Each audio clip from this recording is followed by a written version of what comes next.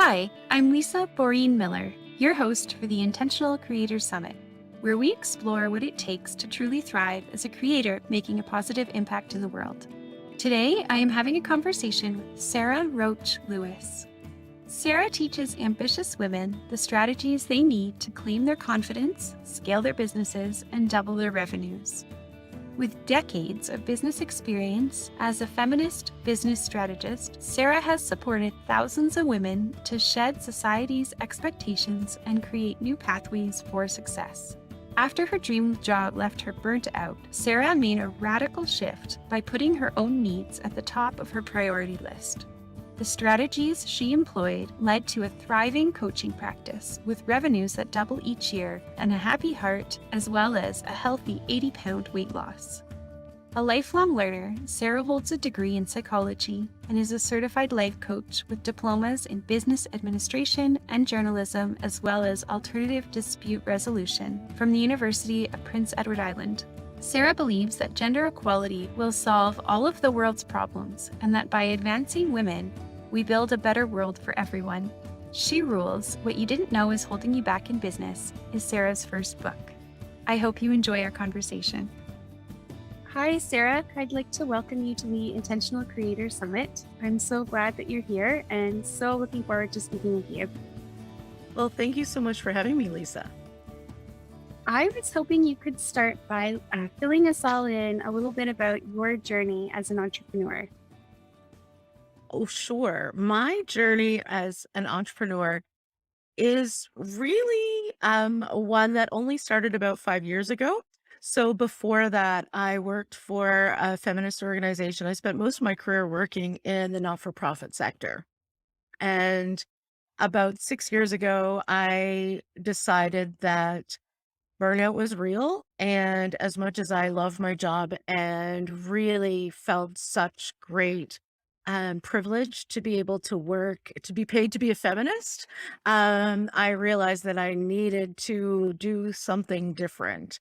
And so I went and worked with a startup, a small startup.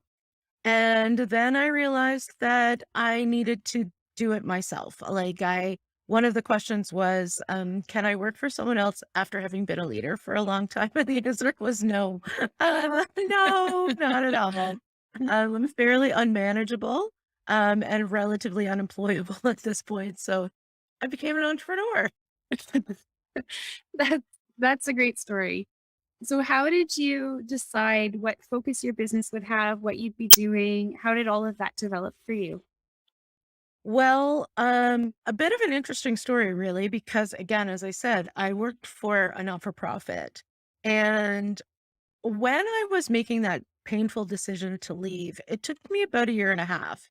And I was really thinking about what parts of this job do I love so much? What parts of this job are really not what I want to be doing anymore?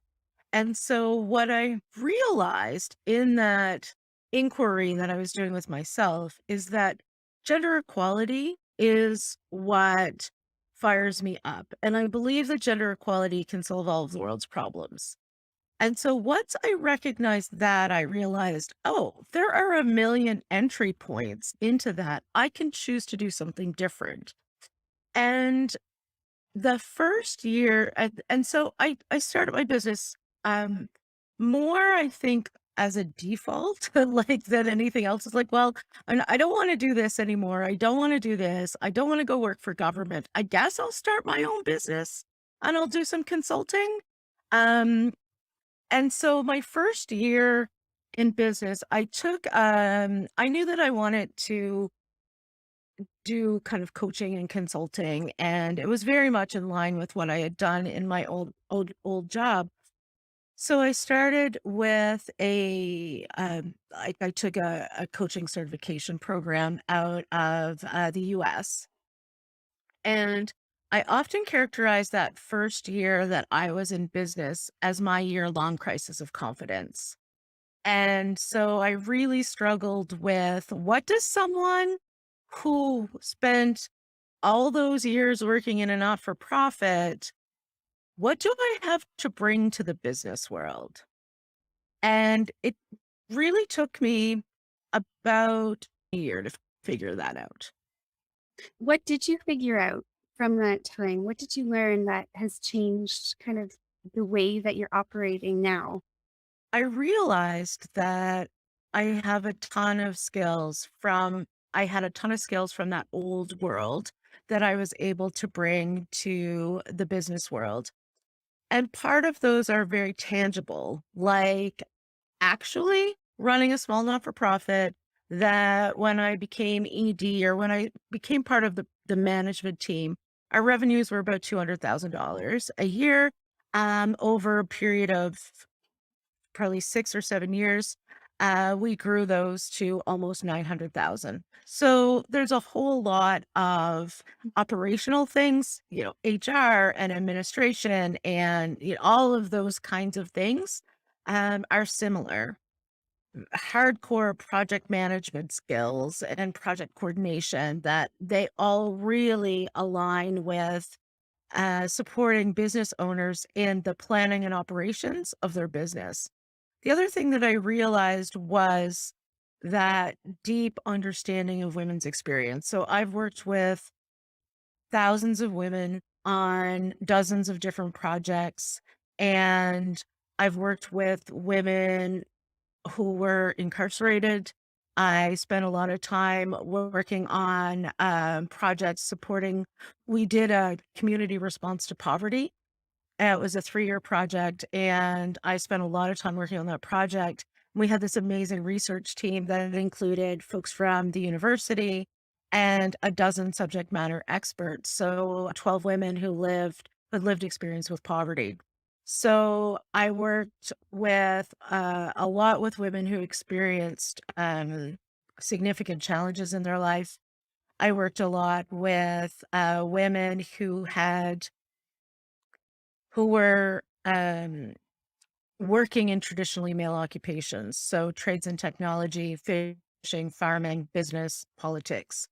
And so I understand both the lives of women from that personal level, but I also spent, almost 10 years um, really involved with public policy and research and understanding what are those systemic and structural barriers that women face in the world. And so all of that is what I brought to my business. And as a result of all of that, I generally work with women, not always, but my programs are designed to support women to make big changes in their business, in particular around that planning piece. So, how do you create a plan and the action attached to it to double your revenues in a year?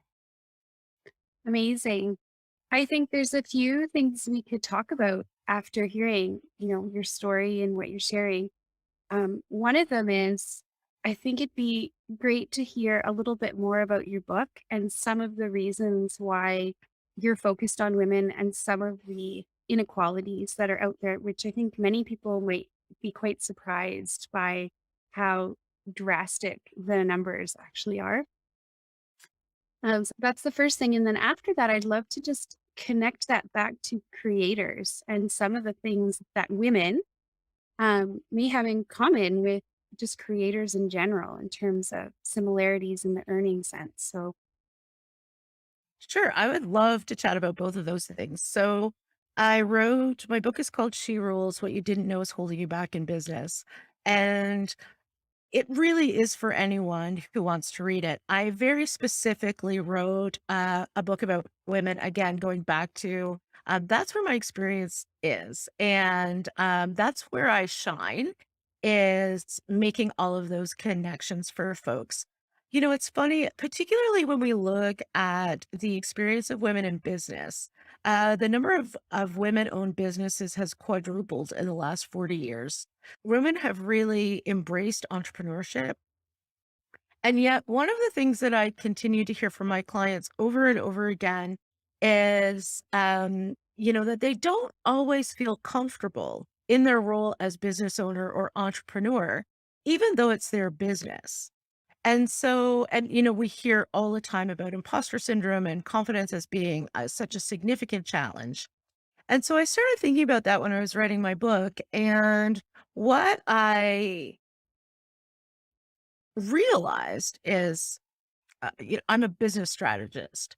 And so I love strategy. And what I realized was the rules of business are written by men, inspired by military strategy, and generally supported by a woman at home doing everything else. And boom, well, that's why it doesn't always feel like it works for women. And if we think about The Art of War by Sun Tzu, written in the 5th century BC, is widely considered the Bible of business strategy. And it is military strategy. And when we make that connection, what I talk about in the book is that, frankly, military strategy does not work as a foundation for our business anymore. And I would argue for anyone. I mean, it is really based on, command and control and beat the competition and finite resources. And we know that that's not, business doesn't have to be about that. And so when I think about creators, I have like such a pleasure. This year and last year, I have the joy of working with creators here on Prince Edward Island, where I live.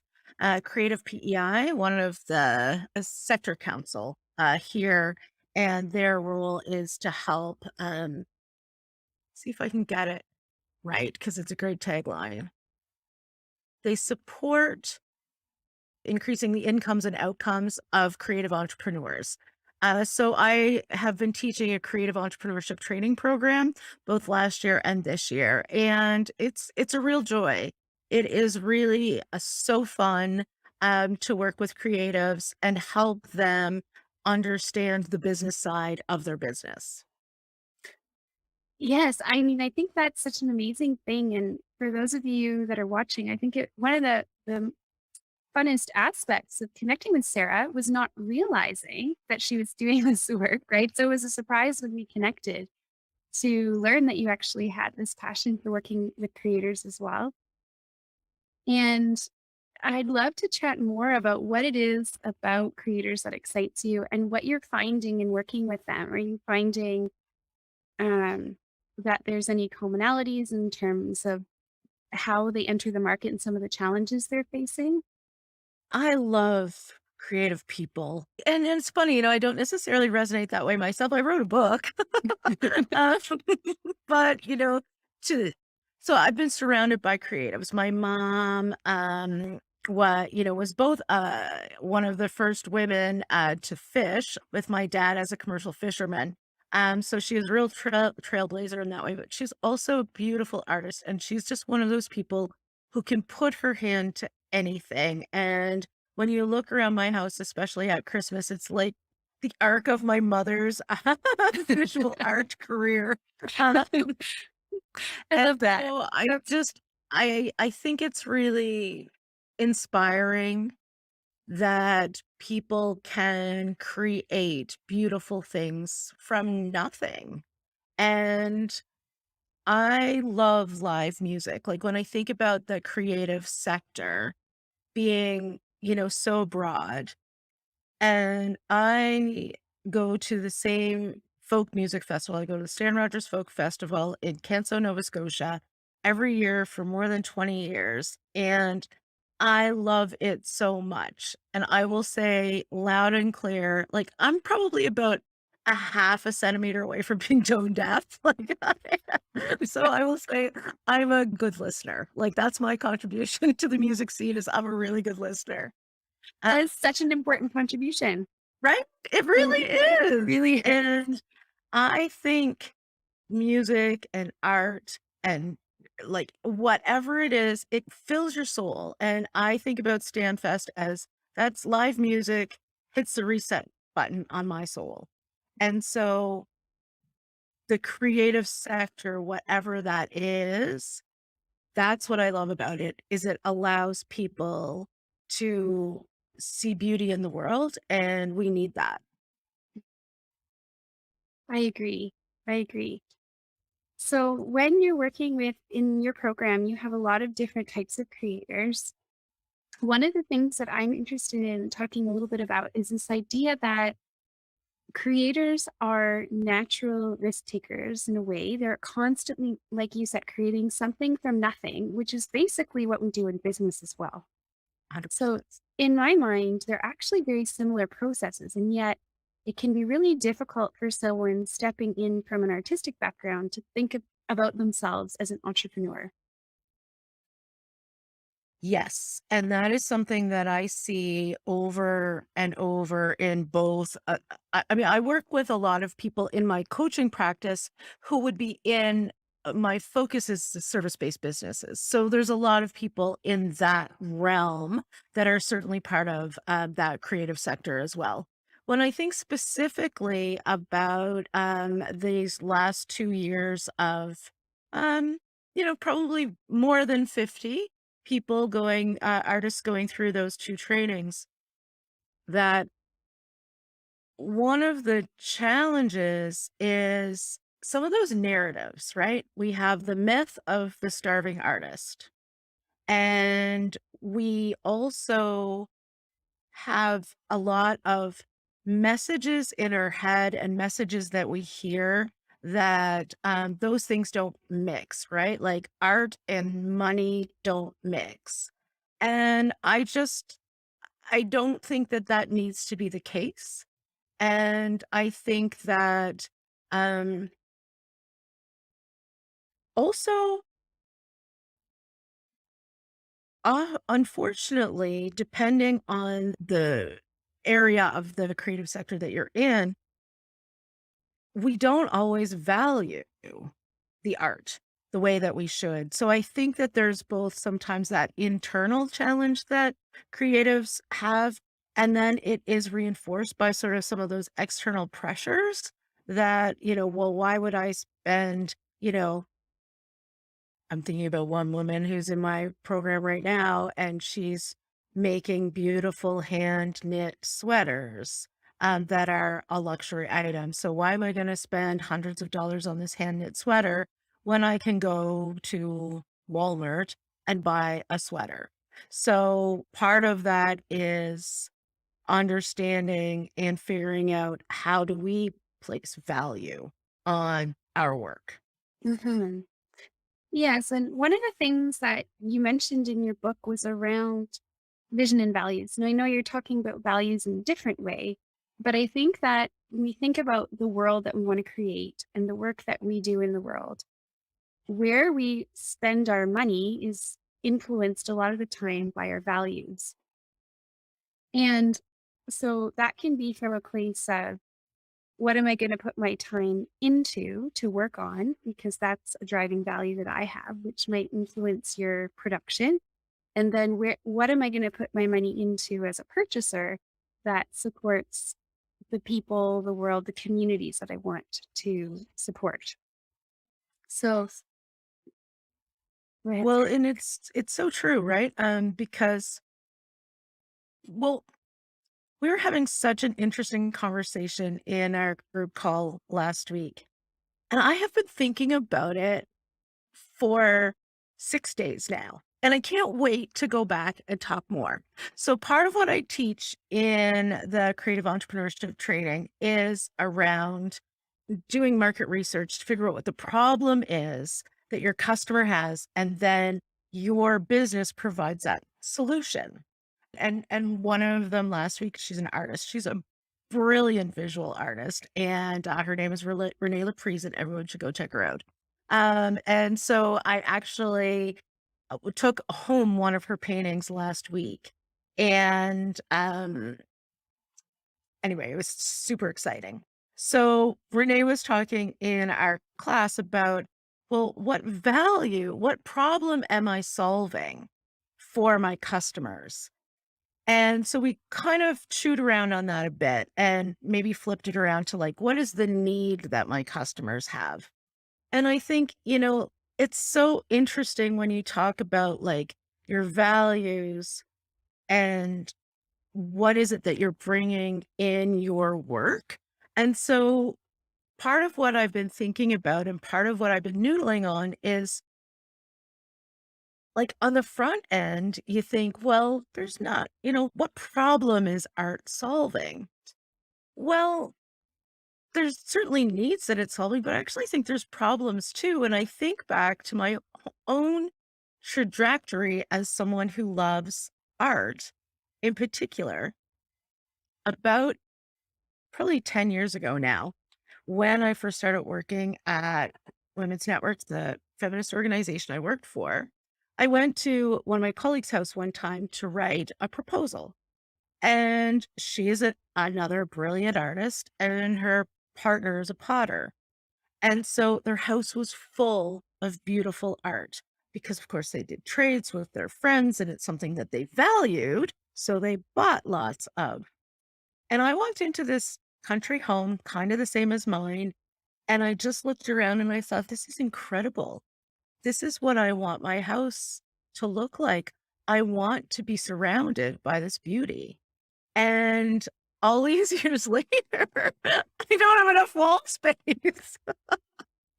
And so we had to be like juggling things around to put Renee's painting in. And so I've been thinking about this in terms of like the problems that we solve.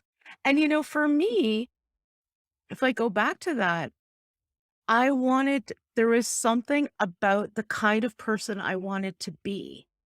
And the kind of person I wanted to be was one who was surrounded by local, beautiful, handmade things. I know what you're talking about around that struggle where creators have a hard time sometimes thinking about their work as there's two parts to the work, I should say. There's the part of the work when you're a creator that's very much for you because it's an expression of something you need to express, whether you would say that as your soul, your calling, or just because it's something you feel compelled to do as a creator. And then there's this other aspect of the work where you have to think about it more as a product if you're thinking about having a business. And that's the part that gets a bit trickier. And that's where I think, like you said, people can have a really hard time thinking, what problem do I solve? And I've had this conversation as well. But when you see it as an expression from someone's soul, that's their calling, it has a way of holding culture, of expressing something, a truth, or tapping into an emotion. And that can be whether you're a musician, a writer, or a crafts person, or a painter. But it can be a transformative experience. It's often hard to put into words and often hard to put a value on. So, And yet we need to put a value on it. mhm, And so I think that's the thing that I'm also equally as excited about is helping people see that money's not gross. There's definitely some challenges for sure. Like, we have all kinds of great conversations both, at home and in these groups that I run around capitalism and, contributing to capitalism and all of those sorts of things. And it's like I really have landed on that's the system we have. And it's definitely not perfect or anywhere close to it. Yet my strategy has always been to work within systems to change them. right. And so for me, it is important that people who don't necessarily see themselves in a capitalistic system can learn the tools and the skills that they need to dip their toes in there. And so one of the things that I spent a lot of time talking to creatives about, particularly in these courses that I was running and that I'm running, is not seeing yourself as an entrepreneur. And I get it. I grew up in a fishing family, and we can trace our fishing roots 16 generations, like way back to France. And so that identity as a fisherman is so strong that I was in business for a few years before I realized I grew up in an entrepreneurial family. It never occurred to me. Grew up in a fishing family. And so I know that creative and artistic identity is so strong in that same way that it is hard to kind of peel back those layers and look at it and go, oh, actually, I am also an entrepreneur. I am also a business owner here. And what I often say to folks is anyone giving you a T4 if you're in Canada? Is anyone giving you a T4? No? Then you are a business owner. You can call yourself, part of the gig economy. You can call yourself an artist. You can call yourself a solopreneur. You can call yourself whatever. But unless somebody's giving you a T4 for your work, then you are a sole proprietor or whatever you want to call it. And it is going to do nothing but benefit you to understand how to make that work for you. Mhm. I've been thinking about that since I heard you say it the first time, and I think that's such a great example. So, if somebody's, let's say, in your program or came to you and had this realization that, okay, I need to make some changes here. My business is not sustainable. Um, I really need to turn things around. Where would you recommend they start in terms of valuing their work, maybe creating a plan? What would you have them do? The first thing that I would have folks do is some of that internal work, exactly what you just started talking about. So, my jam is planning. And that's what I love more than, lots of other things and that's what I'm really good at. So what I would talk to people about are the different stages of planning. And the very first stage that we look at is, what is your vision? So I would say, take some time. Where do you want to be 10 years from now? And so looking at that very big picture, pulling it back to like, okay, so 10 years from now, do you have kids? How old are your kids going to be? I always find that so wild. Mine are 14 and 18. So when I think 10 years out, they're likely not going to be living with me anymore. um, so, thinking about your vision for your life before you even start thinking about your business. Um, often I will ask, are you building something when you think about your business? So first it's your life. Where do you want to see yourself in 10 years from now?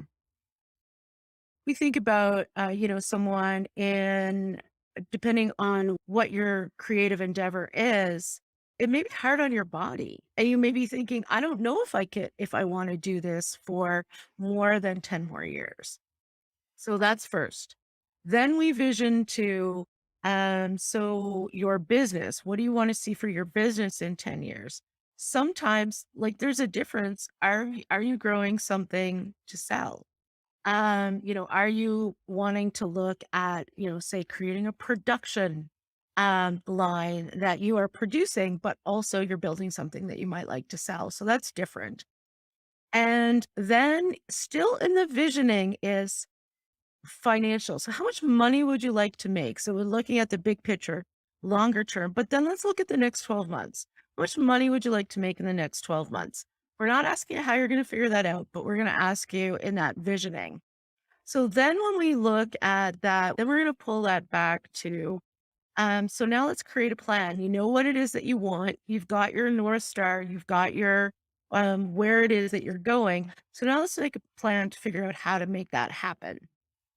And the way that I like to plan and teach people to plan is in 90-day chunks. So, as small business owners, part of the joy of being a small business owner, an entrepreneur, creator, is that you can be nimble and that you want to have the ability to iterate, to make some decisions. And so, what that looks like is doing a 90-day plan. So, you may look at, well, you know what, over these next 12 months, I want to do this thing. And in the first 90 days, and I wanted to, increase my revenues by $40,000, let's say. And so in this first quarter, you do some brainstorming, right? So we're going to brainstorm what are all the things that you could do in order to hit that goal. Then we're going to make some really hard decisions because sometimes that also feels like killing ideas, like that agonizing of like, what process am I going to do? But we know that focus is super important. So we are going to really look at what of all of those ideas that you have is what you need to do right now to drive the greatest growth to getting you toward that goal that you set for yourself. So once we decide on that plan, both of those things are super easy and they don't actually take long. Then you break it down to like, so what am I going to do in the next 2 weeks to hit that goal? And then you just do it. That's where the rubber hits the road. Right. You can do all the strategy and planning. It doesn't take long. The action is where the magic happens. One of the parts I wanted to ask you more about was the part where people have to decide on what they're going to earn. Because I think in that part, do you find that people hit resistance where it's hard for them to say, "Oh, I could earn this much"? Or do you find that it's that they can easily imagine themselves making what they need to make? It's often hard for people to do that. And so I think there's a few different ways that we can bell that cat. So sometimes, especially for creatives, is needing to look at um like sometimes we just want to get to what are your expenses? What do you need to make? I mean, a great example is I was talking to a woman today, actually, brilliant musician, really extraordinary. And she knows what her monthly expenses are. She knows how much she makes right now. And she would like to make the transition from being a touring musician to one who is able to stay home. So she's exploring an option that will allow her to do that. And so, in order to figure out how much money you want to make, you can do it from that way. You can look at, um, here are my monthly expenses. Obviously, you want to make more than your monthly expenses because you have to be thinking about your business expenses as well. But that's a nice foundation to look at. At the bare minimum, this is what I'd like to make. So that's one way of doing it. The other way is like you can just put a number out into the world and say, like, I want to make, and here's one that I would encourage. I don't know what the numbers are for men, but 86% of women owned businesses make less than $100,000 a year. And I'll tell you right now, that is the hardest stage of business. And it is hard because you have to do everything yourself. And the money that's coming in the door, you need that money. You need to pay your rent. You need to pay your mortgage. You need to buy food. And so you end up not doing things that are in your zone of genius. You not end up doing the things that you're not uniquely talented to do because you're caught in this trap of needing to use all of the revenues that are coming in the door to sustain yourself. So, one of the things I would really encourage you to do is to just, hit that number and to say like, actually, I want to build a business that is sustainable and allows me to do the things that I love to do. And in order to do that, it means I need to make enough money to pay other people to do the stuff I don't like to do. And Sarah, how much of this do you think has to do with mindset and belief and worthiness? Could you talk a little bit about that relationship and earning potential? Oh, so much, so much. um, yeah. And the great thing about that is that it is like we can shift our mindset. Like it it's so fantastic. I had already referenced that like starving artist mentality. We do not need to have that. Um and so much of the mindset, it really comes back to that family of origin and what are those stories that we were told about money. And I think about my own family. We just didn't talk about money. Like it was just not something that was ever discussed. And then every now and again, because of course there's a quite a seasonality to the fishing world. Long about now, actually. Sort of April is a rough month in a fishing family. Um, and so, every now and again, there would be this bubbling up, and there would be this explosion of anger. My husband and I have been together for, 100 years, and we started dating when we were 21. And so we really grew up together in many ways when you're with someone for in your early 20s. And his family of origin, money also fishing family, money is super stressful, like so stressful. So when your body has all of these memories of money being attached to fights and anger and, all of these things, that in and of itself makes it challenging. And then we're going to add on that layer of um, needing to figure out how to place value on our own creative work. Ugh, like, let's talk about things that are hard. Mhm. Yeah. Yeah. So mindset is huge. And the great thing is it is absolutely one of those things that you can shift and change and grow. And I believe that the only antidote to a lack of confidence is action. Mm. And that's where this learning comes in. And that's why what you're doing with this whole series is so important, because what we know is that sometimes people's challenges around confidence are legit because they need to learn more. And you think about your own creative practice, whenever that is. In those early days, you weren't great, but you just kept doing it until you honed your skills. And so that's the same thing that you need to do if you're struggling with money mindset, finding your value, all of those things, is you apply those same skills that you already know how to do. You start, it might be messy, it might not look in the world what it looks like in your mind, just like your art practice, but the more you work on it, the better it will be and the easier it will become. I think that's really powerful advice. Thank you, Sarah. And thank you for your words about the summit. I really appreciate that. Oh, it's so great. Yeah. Thank you. One last idea I wanted to touch on something I read in your book. Um, I'm going to read it. It's just a short sentence, but you said in your book, you will care less about the opinions of others when you find a community of women who do.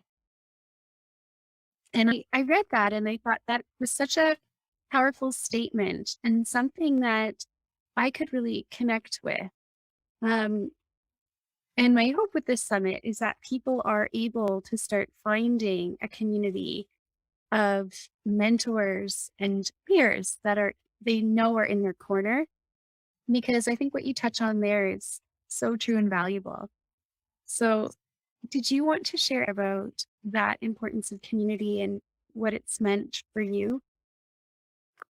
Oh, I just think community is so important. And I think I've done so many things when it comes to bringing people together, whether it's like national conferences, or I have this really great, amazing group that I run now with the leaders in the arts and culture.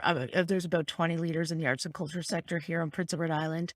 And it's called the Living Lab. And it actually came as a result of COVID. So I was doing some teaching on like leadership training in the arts and culture sector. COVID hit, and we only had 1 day of training left, and this was in March of 2020. And so I thought, who knows when we're going to be able to meet in person again?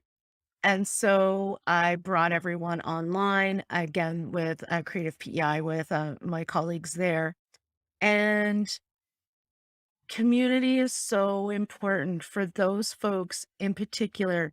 At that time, we're talking about people who were running festivals and events and theaters and, hosting music awards. And every week we would come together and someone else would say, we've made the difficult decision to cancel our festival. And it makes me teary just thinking about it now, like 2 years later, and how important that community was for them because we tend to think that these are folks in a small town, a small community, competing for limited resources, competing for the same project funding, competing for the same audience members.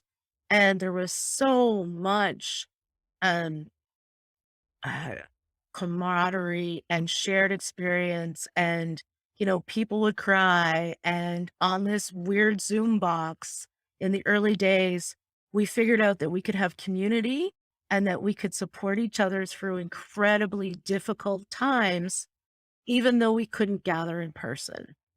So I think what you're doing here is similar to that, that we don't have to gather in person, but man, when we find those communities of people with shared interests and shared values, um, that collaboration comes together and community is so beautiful. And I just believe with all of me that all you need to do is create the safest space that you possibly can, invite people to that, and they bring the magic. Mhm. Yes, they sure do. They do. Thank you, Sarah. You brought such magic today to our conversation. And I know you'll ignite that spark of confidence and clarity for so many people who are watching. So thank you. Well, thank you for having me. It's some of my most favorite conversations. It's such a joy. It is such a joy. And before we sign off, I know that you've got even more to give. So you've got this incredible book, She Rules, that's out, which I'd love for you to let people know where they can find it. And then you've got another incredible offering that you're generously giving for free that will help people with that 90-day plan that you mentioned. Yes. So I'm happy to share both of those with you, Lisa. So folks can go to sherules.biz and there you can download for free. Um, I don't know, a bunch of chapters of the book. You're supposed to give away one chapter, but I couldn't stop at one. So you can download free chapters of the book, or you can just find out where you can order. You can order it on Amazon. It just brings you to the link really easily. Um, but when we were talking about, what I could share with your audience, I am really excited to give the 90 for 90 that I was talking about a little bit ago. So it's called 90 for 90, 90 minutes to plan the next 90 days in your business. And it is really so worth it to take that time, sit down with me and, walk through this. It's a video and there's a workbook attached to it as well. So you'll end up with a one-page canvas that you can put on your wall. It's like, that's my 90-day plan for the next 90 days. That's what I'm focusing on. And it will also generate emails every 2 weeks, as I talked about, like sort of that 2 week sprint review. So you kind of look at what do I need to do in the next 2 weeks to drive my goals forward? I'll show up in your inbox every 2 weeks to see how you're doing. That's great. I think that's going to be exactly the thing that is going to help some people move forward and start meeting the goals that they set for themselves, or maybe even reaching for bigger goals than they might have set before. So I will send that out with this video so everyone will have access to it. So thank you, Sarah, so much for being here. It's been wonderful to have you. And please connect with Sarah for the 90-day plan and check out the book. Wonderful. Well, this has been such a joy, Lisa. Thanks for having me. Thanks, Sarah. We'll talk to you soon.